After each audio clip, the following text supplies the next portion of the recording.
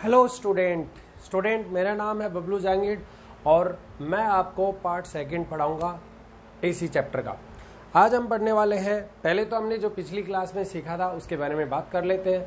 हमने average value के बारे में बात की थी, यानी ये कंप्लीट साइकिल के लिए हमने बात की थी कि कोई भी कंप्लीट साइकिल है एसी का, उस केस में एवरेज वैल्यू हमेशा 0 मिलती है। आज हम जो पढ़ने वाले हैं वो हमारा टॉपिक है IRMS वैल्यू, यानी RMS वैल्यू कैसे डिफाइन की जाती है। मैंने उसकी ये डेफिनेशन यहाँ पे लिख दी गई है। अच्छा, इससे पहले मैं आपको कुछ बातें बताता हूँ। अच्छा देखो, हमारे पास दो टाइप के अगर हमें एसी को मेजर करना है या डीसी को मेजर करना है, एक ऑर्डिनरी डीसी को मेजर करने के लिए पहले मैं उसकी बात कर लेता हूँ, ये बाद में देखेंगे हम। अगर मेरे पास कोई भी एक ऑर्डिनरी डीसी है, ठीक है, डीसी एमीटर है या वोल्टमीटर है, डीसी एमीटर और वोल्टमीटर है, उसको मेजर करने के लिए ठीक है, ऑर्डिनरी डीसी एमीटर जो है वो मेजर किया जाता है, ठीक है, एमीटर से। ओके, डीसी को मेजर करने के लिए एमीटर या वोल्टमीटर की जरूरत पड़ती है। अच्छा, ऐसे केस में जो डीसी एमीटर होता है वो हमेशा एक एवरेज वैल्यू को ही मेजर करता है। एवरेज वैल्यू किसको मेजर करता है? एवरेज वैल्यू को ही मेजर करता है। अच्छा, ये किस पर डिपेंड करता है? It is depend on the, ये डिपेंड करता है, डिपेंड्स, पहले इसकी बात कर लेते हैं हम। डिपेंड्स ऑन किस पर? ये डिपेंड करता है मैग्नेटिक इफेक्ट ऑफ करंट। ये मैग्नेटिक इफेक्ट ऑफ करंट पर बेस्ड है, ठीक है। ये जो ऑर्डिनरी जो डीसी एमीटर बनाएंगे ये बेसिकली डिपेंड करता है मैग्नेटिक इफेक्ट ऑफ करंट पे, और ये जो है ये एवरेज वैल्यू को मेजर करता है। लेकिन अगर सोचो कि हम इस डीसी एमीटर से अगर एसी को मेजर करना चाहें तो क्या वो मेजर हो सकती है? देखते हैं। क्योंकि हमें पता है कि अगर हम इस डीसी एमीटर से एसी को मेजर करेंगे तो AC can not be measured by this DC ammeter. क्यों नहीं मेजर की जा सकती? क्योंकि एसी की जो एवरेज वैल्यू है, एवरेज मैं यहाँ पे लिख देता हूँ, एवरेज जो वैल्यू है, वैल्यू ऑफ एसी की एवरेज वैल्यू हमेशा 0 होती है। तो जब भी डीसी एमीटर वहाँ पे लगाएंगे एसी को मेजर करने के लिए तो वो वहाँ पर 0 रीडिंग देगा। वो क्या देगा? 0 वहाँ पर रीडिंग देगा। वो रीडिंग कितनी देगा? 0 रीडिंग देगा।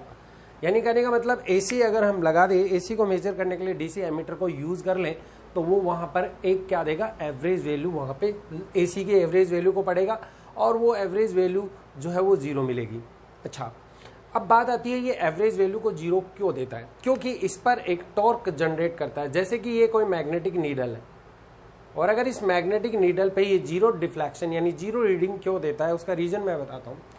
क्योंकि क्या होता है, दोनों तरफ टॉर्क लगता है। अगर ये थोड़ा इधर घूमना चाहेगी तो उतना ही टॉर्क पीछे लग जाएगा जो इसको वापस उसी नेचुरल पोजीशन पे ले आएगा।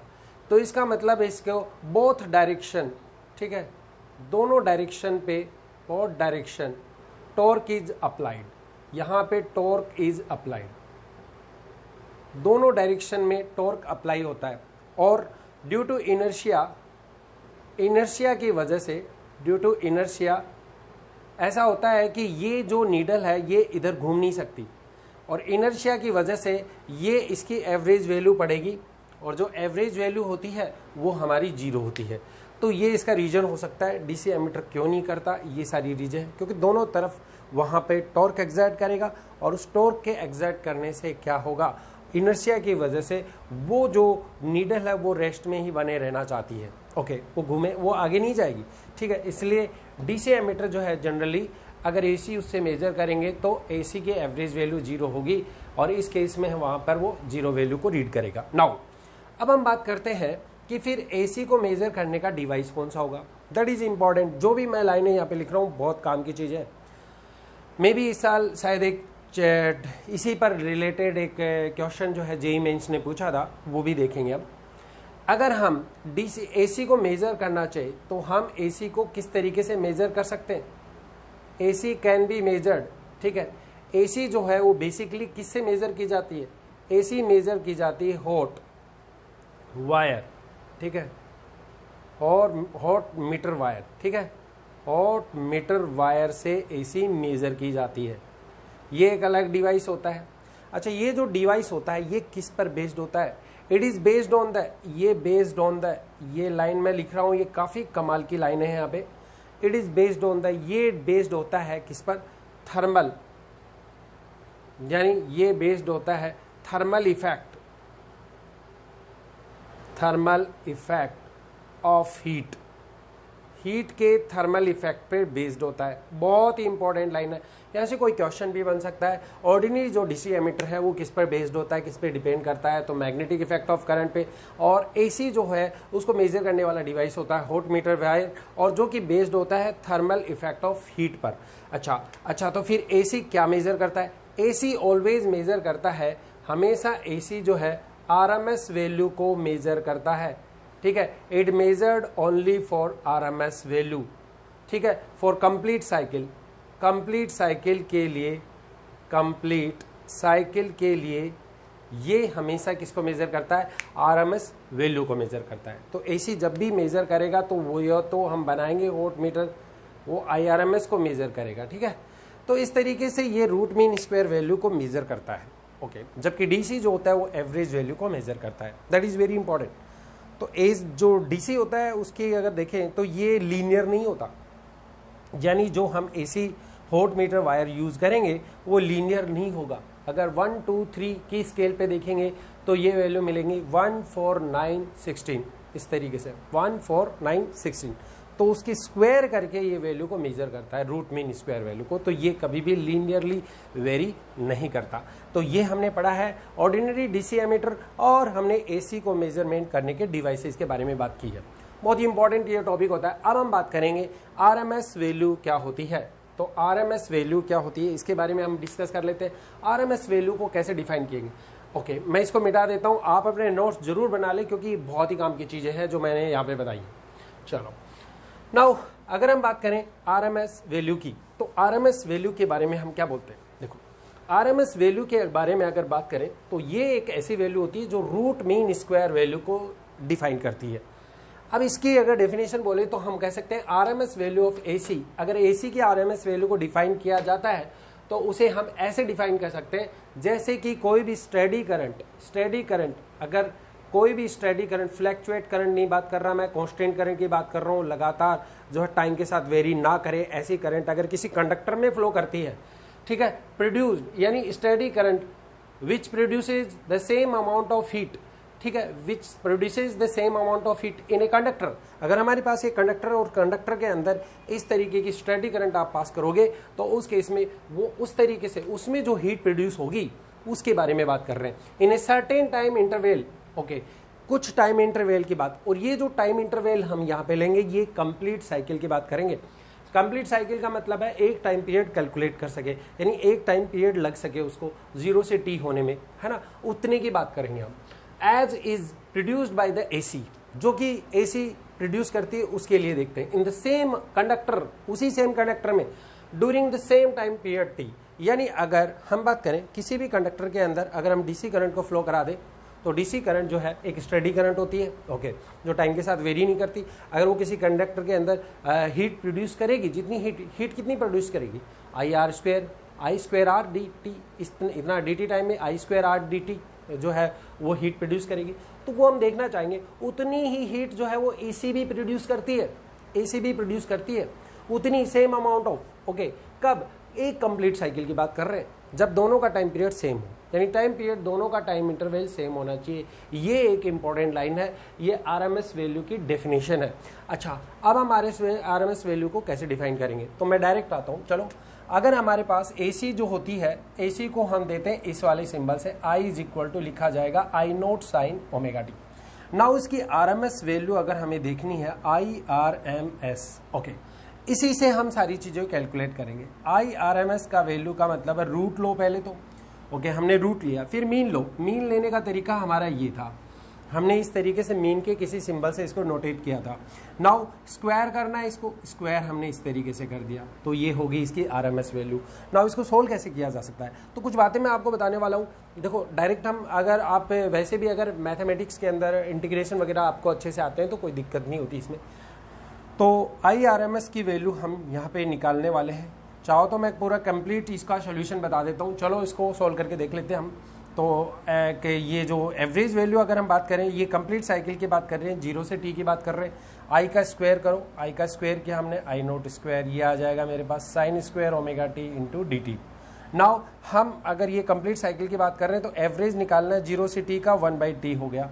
ये बताने की जरूरत नहीं होनी चाहिए आपको, ये मालूम होना चाहिए। नाउ इसको सोल्व करके देखते हैं। आई आर एम एस की वैल्यू जो है यहाँ से सोल्व करने के बाद आ जाएगी आई नोट स्क्वायर बाई टी, जो है यहाँ पे आ जाएगा बाहर। ओके, नाउ 0 से t अगर हम बात करें sign square omega T D T, इसका इंटीग्रेशन करेंगे तो कुछ वैल्यू हमें पता होनी चाहिए साइन स्क्वायर ओमेगा टी का इंटीग्रेशन करने के लिए। तो हमें पता है कि कोस का फॉर्मूला लगा दूंगा, कोस 2 ओमेगा टी का एक फॉर्मूला होता है, वो याद रखो 1 - 2 साइन स्क्वायर ओमेगा टी होता है। सो यहाँ से साइन स्क्वायर ओमेगा टी निकाला जा सकता है और वो बहुत ही आसान है।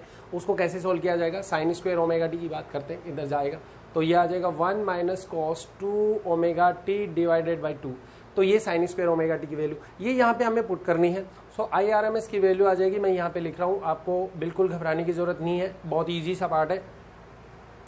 यहाँ से आ जाएगा I naught square by t. Okay, now 0 से t की बात कर रहे हैं हम, 0 से t की बात कर रहे हैं तो साइन स्क्वायर ओमेगा टी का जो इंटीग्रेशन है वो इस तरीके से करेंगे 1 - cos 2 omega T divided by 2 और ये डी टी। ओके, अब हम इसे सोल्व कर लेते हैं। देखो ये यहाँ से लिखा हुआ है मैंने, ये ध्यान से समझना। सो आई आर एम एस की वैल्यू यहाँ से सोल्व की जाएगी तो मेरे पास इस तरीके से रूट आ जाएगा I naught square by T. थोड़ा सोल्व कर लेता हूँ। 0 से t की बात कर रहा हूँ तो पहले मैं इसका इंटीग्रेशन करूँगा फिर इसका इंटीग्रेशन, तो मैं डायरेक्ट करूँगा 0 से t और मेरे पास ये आ जाएगा 1/2 सॉरी हम 2 दोनों में बाहर ले सकते हैं क्योंकि 2 का कोई इशू नहीं है यहाँ पे। 0 से t तो dt से मल्टीप्लाई होगा, dt आ जाएगा, तो हम इसका इंटीग्रेशन कर लेते हैं। यहाँ पे dt आ जाएगा, एक स्टेप और लिख लेते हैं, -2 तो बाहर आ चुका है, cos 2 omega t into d T. इस तरीके से हम इसे सॉल्व करेंगे। सो 0 से t की बात कर रहे हैं हम, 0 से t और ये इसके साथ जो है मल्टीप्लाई में है। ओके जी, अच्छा इसको हम सॉल्व कर लेते हैं तो हमारे पास वैल्यूज कुछ इस तरीके से आ जाएंगी। I naught square by 2t, dt का इंटीग्रेशन करते हैं तो dt का इंटीग्रेशन t होता है, मैं डायरेक्ट लिमिट पुट करके बता रहा हूँ, t - 0 तो t आ जाएगा, माइनस यहाँ से बात करेंगे cos 2 ओमेगा t का इंटीग्रेशन करना है तो cos 2 ओमेगा t का जो इंटीग्रेशन होता है वो क्या होता है, cos 2 ओमेगा t का integration sin 2 omega t, sin 2 omega t, फिर इसके अंदर जो वैल्यू है उसका भी करना है हमें।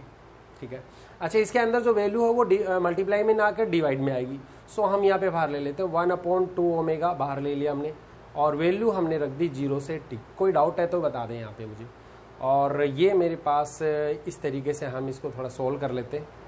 तो वैल्यूज़ को सोल्व करना है, आप तो कुछ नहीं करना, बस कुछ कुल मिला के इन वैल्यूज़ को सोल्व कर लो। आई नोट स्क्वायर बाई 2t और एक बार इसको सिंप्लीफाई करेंगे -t। ओमेगा को मैं लिखता हूँ, मुझे पता है कि ओमेगा जो होता है हेयर, यहाँ पे मैं लिख देता हूँ, ओमेगा जो है वो 2π/t होता है। ये वैल्यू मुझे पुट करनी है इसके अंदर, तो 1/2 ओमेगा को लिखा मैंने 2π/t, सो 2π/t t ऊपर चला जाएगा। और साइन 2 ओमेगा टी की यहाँ भी ओमेगा रख के और टी रखना है, साइन 2 ओमेगा, ओमेगा को मैंने रखा, ओमेगा को रखा 2, तो ये आ जाएगा 4π/t इंटू टी की जगह टी रख दिया, टी कैपिटल टी रख दिया है ना, upper limit minus lower limit करना है। सो लोअर लिमिट करोगे तो ये पूरी वैल्यू जो है वो 0 हो जाएगी, साइन 0 हो जाएगा। मुझे पता है साइन 0 0 होता है, टी से टी कैंसिल हो चुका है यहाँ पे। साइन 4π की वैल्यू कितनी होती है, साइन 4π, सिंस साइन 4π की वैल्यू यहाँ पे 0 होती है तो साइन 4π 0, ये वैल्यू पूरी 0, 0 into something 0, 0 into something 0। So finally हमारे पास रिजल्ट आ चुका है। रिजल्ट हमारे लिए काफ़ी इंपॉर्टेंट है। सो आई आर एम एस की वैल्यू यहाँ से जब हमने सोल्व की तो ये आ जाएगी आई नोट स्क्वायर बाई 2t और इधर बच जाएगा t, सो t से t cancel. So I R M S की वैल्यू यहाँ से मेरे पास बहुत सिंपली तरीके से मैं इसको सॉल्व करके बता सकता हूँ, ये आ जाएगी आई नोट बाई √2। सो एक तरीका ये है जो हम इस तरीके से कर सकते हैं, स्क्वायर करके हम कर सकते हैं। अच्छा, अब हमें जो काम की चीज़ें हैं वो हमें दिमाग में रखनी है ताकि हम न्यूमेरिकल्स को बहुत जल्दी जल्दी सॉल्व कर पाएँ। तो अब मैं उस पर दूसरे वाले फेज में नहीं जाऊँगा क्योंकि वो भी एक तरीका है जो कि हम इस स्टडी करंट के लिए निकाल सकते हैं। ठीक है, उससे भी हम कर सकते हैं क्योंकि वो हमें मालूम है कि क्या फॉर्मूला हम अप्लाई कर सकते हैं। चलो एक बार मैं वैसे हिंट के लिए बता देता हूँ, ये आरएमएस वैल्यू है। अब मैं इसको मिटा रहा हूँ, आप लोगों को इसके नोट्स जो हैं वो कैरी कर लेने हैं, उसके बाद जो है आगे बढ़ेंगे हम। तो मैं मिटा रहा हूँ इसको। नाउ अब जो टॉपिक है अपना, इसमें कुछ इंपॉर्टेंट लाइनें जो है हम दिमाग में रख लेते हैं ताकि हमें कोई न्यूमेरिकल कुछ ऐसी चीज़ें जो कि हमारे लिए फ़ायदेमंद होंगी जल्दी जल्दी सॉल्व करने के लिए। तो इसी तरीके से हम ना इसको सॉल्व कर लेते हैं। चलो अब देखो हमारे पास क्या है पोर्शन में, अगर हम उस दूसरे मेथड से इसको सॉल्व करना चाहें, जिस मेथड को हम अप्लाई करेंगे, तो वो मेथड भी हमारे लिए काफ़ी फ़ायदेमंद है, उससे भी हम कर सकते हैं। और वो मेथड क्या है वो भी मैं बता दूँ। वो मेथड क्या है, हम देखो DH इज इक्वल टू लिखेंगे I²R/dt, क्योंकि हमें पता है dt टाइम में किसी भी वायर के अंदर इतना हीट का लॉस हो जाता है, I²R/dt। सोल्व करके देख सकते हैं। DH दोनों तरफ इंटीग्रेशन कर देना, DH और 0 से T करना है, तो ये मेरे पास यहाँ से मैं नहीं करूँगा, H आ जाएगा, टोटल हीट आ जाएगी, और ये हो जाएगा I²R/dt और 0 से लेकर T। अब आगे क्या करना है आपको, ये घर पे करना है आपको, I = I0 sin ωt की वैल्यू पुट करनी है। बाद में जब रिजल्ट आप सोल्व करोगे तो ये जो H की वैल्यू है यही हमारे पास, इस H को हम आगे U लिखेंगे, जो भी मेरे पास रिजल्ट आएगा उसको हम H को U लिखेंगे, I²RMS × R, ठीक है। इस तरीके से लास्ट में लाइन लिखेंगे और IRMS की वैल्यू निकाल देंगे, और इसको जब सोल्व करेंगे तो I0/√2 इसका एग्जैक्ट आंसर होगा, यही आंसर होगा जो हम यहाँ पे करने वाले हैं। नाउ RT कर देंगे, कैपिटल T, ठीक है, T, क्योंकि हीट निकालना है T, और जो भी आएगा आंसर वो इसके इक्विवेलेंट में जो भी आएगा उसको ले लेंगे। तो फाइनली जब इनसे सोल्व करेंगे ना तो हमारे पास वैल्यू I0/√2 ही आएगी, कुछ और नहीं आएगी, और ये रिजल्ट आपको याद भी रखना है। चलो अब हम इसमें कुछ इंपॉर्टेंट प्रॉपर्टीज़ हैं उनके बारे में बात कर लेते हैं। इसको मैं बता देता हूँ, ये दूसरा तरीका था इसे सोल्व करने का, दोनों अल्टरनेट मेथड से हम इसको सोल्व कर सकते हैं। नाउ अब हम एक ट्रिक बनाते हैं। यहाँ पे हम देखते हैं कि अगर एक कंप्लीट साइकिल की बात करूँगा, फॉर कंप्लीट साइकिल, मैं यहाँ पे लिख देता हूँ फॉर कंप्लीट साइकिल। अगर मेरे पास कंप्लीट साइकिल की बात करता हूँ तो कंप्लीट साइकिल के लिए sin ωt का जो एवरेज होता है वो 0 होगा, और इसी तरीके से cos ωt का एवरेज भी 0 होगा, और sin² ωt का अगर एवरेज देखा जाए तो वो मेरे पास 1/2 होगा। इसी तरीके से अगर मैं cos² ωt का एवरेज देखूंगा सो वो एवरेज भी मेरे पास 1/2 होगा, ठीक है। ये कुछ लाइनें हैं जो आपको याद रखनी है ताकि ये आपके अच्छे अच्छे न्यूमेरिकल्स में सोल्व करने के काम में आए। तो हम कुछ न्यूमेरिकल करने की कोशिश करेंगे, देखते हैं हम कुछ ऐसे न्यूमेरिकल करते हैं। चलो एक न्यूमेरिकल करते हैं, चलो स्टार्ट करते हैं। नाउ अब देखो ये इसी बार इस साल ही जो है जेईई मेंस के पेपर में क्वेश्चन आया था, उसी से रिलेटेड एक क्वेश्चन लेते हैं, जेईई मेंस के पेपर में आया था, उसको सोल्व करते हैं। तो हमारे पास क्वेश्चन ये था, हालांकि ये बुक में भी कई सारी बुकों में मिल जाएगा आपको, I1 sin ωt plus I2 cos ωt, इस तरीके से आपको ये दे रखा था, और काफ़ी इंपॉर्टेंट क्वेश्चन होता है। कई बार इसको बदल बदल के क्वेश्चन को एग्जामिनेशन में पूछा जाता है, खासकर ये कॉम्पिटिटिव एग्जाम्स में काफ़ी बार पूछा गया है।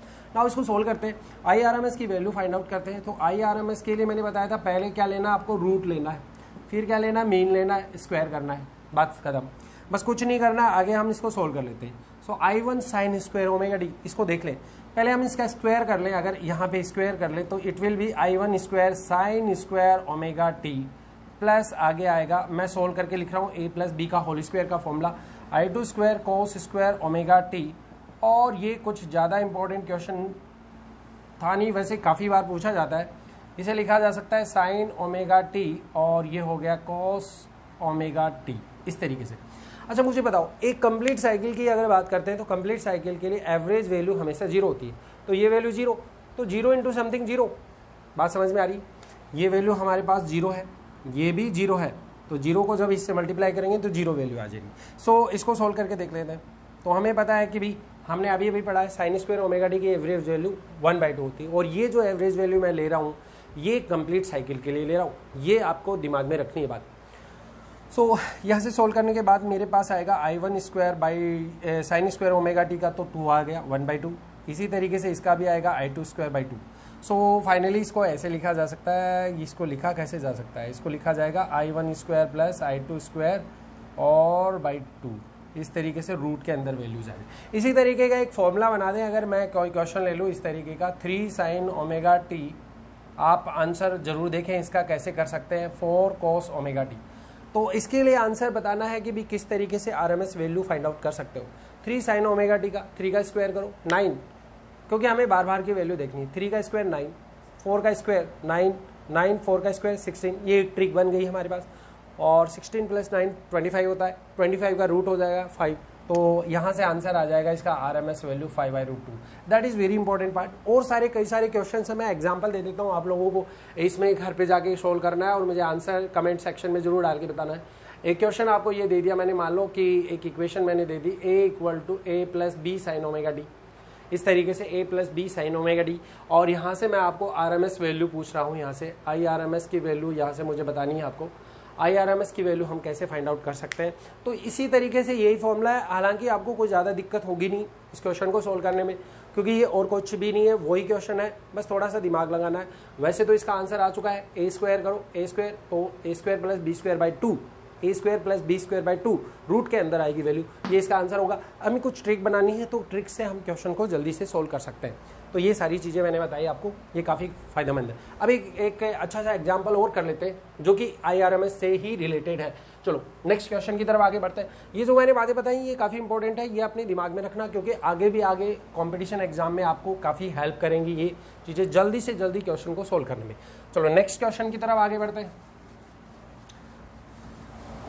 अगला जो एक क्वेश्चन लेते हैं, सपोज दैट आपको इस तरीके की इक्वेशन दे रखी है, I = एक इक्वेशन दे दी I0 T/π, इस तरीके से आपको एक इक्वेशन दे दी, और आपको क्वेश्चन में बोला गया है कि भाई T = 0 से T = π के लिए आपको यहाँ पे IRMS वैल्यू फाइंड आउट करनी है। Now we have to calculate IRMS value. So IRMS value हम कैसे फाइंड आउट करेंगे, वही तरीका है हमारे पास, कोई और तरीका नहीं है। हम इसको देखो, ये क्वेश्चन कुछ अलग तरीके का है, इसको हम ऐसे नहीं करेंगे क्योंकि हमारे पास ना तो साइन का कंपोनेंट है ना कोस का, तो हम इसको उसी एग्जैक्ट मेथड से सॉल्व करके देखेंगे कि क्या इसका आंसर आ चुका है। चलो सॉल्व करके देखें। सो मैंने जो बात बताई, पहले रूट लेना है, फिर उसके बाद मीन लेना है, मीन ले लिया हमने, और स्क्वायर करना है। सो I का स्क्वायर करना है। सो आगे बढ़ते हैं, यहाँ पे स्क्वायर करना है, T = 0 से π के बीच में लेना है। ओके, नाउ इसको एवरेज को हम लिख सकते हैं इस तरीके से 0 से π, क्योंकि 0 से π के बीच की लिमिट दे रखी है। स्क्वायर करो I0 स्क्वायर, और ये हो जाएगा T square / π square. So divide में आ जाएगा 0 से π, इसी तरीके से 0 से π, और वैल्यू हमारे पास जो आएगी वो हम डायरेक्ट लिख सकते हैं dt, इसी तरीके से, और ये टाइम का dt के साथ करना है, कुछ नहीं एग्जैक्ट वही है। इसको मैं थोड़ा अभी सोल्व कर देता हूँ। dt ये मतलब पाई आ जाएगा, तो यहाँ पे आ जाएगा dt का क्या आ गया 1/π। ओके, अब इसे सोल्व करके देख लेते हैं क्या आंसर आएगा हमारे पास। सो I0 स्क्वायर / π, रूट के अंदर वैल्यू चल रही है T स्क्वायर / π स्क्वायर, और पाई भी यहाँ भी है, π³ हो गया, क्योंकि ये पाई और π स्क्वायर, पाई बाहर आ गया, π स्क्वायर हो गया। सो यहाँ से हम T स्क्वायर dt का इंटीग्रेशन करेंगे, तो वैसे एक लाइन लिख देता हूँ मैं, 0 से T स्क्वायर dt।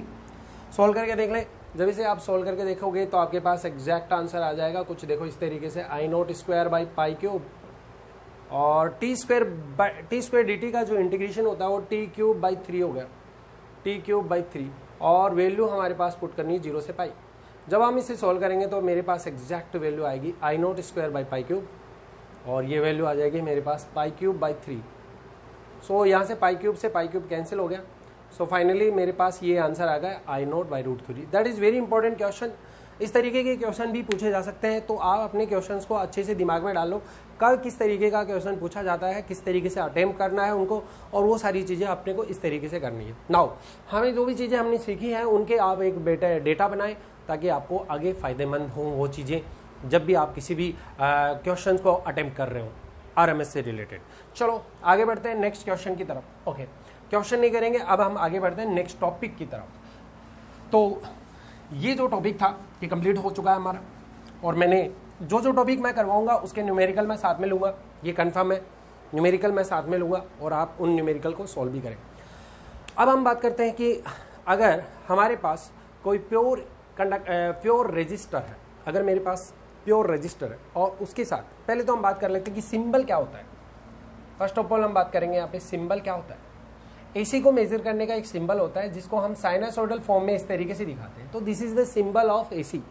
AC को इस सिंबल से रिप्रेजेंट किया जाता है। वैसे तो ये साइनसोइडल फॉर्म है, देखो दिख रही होगी। तो इस तरीके का सिंबल होता है। आगे अब हम बात करेंगे कि कैसे किसी भी रेजिस्टेंस, अब कई सारी चीज़ें सीखेंगे हम यहाँ पे।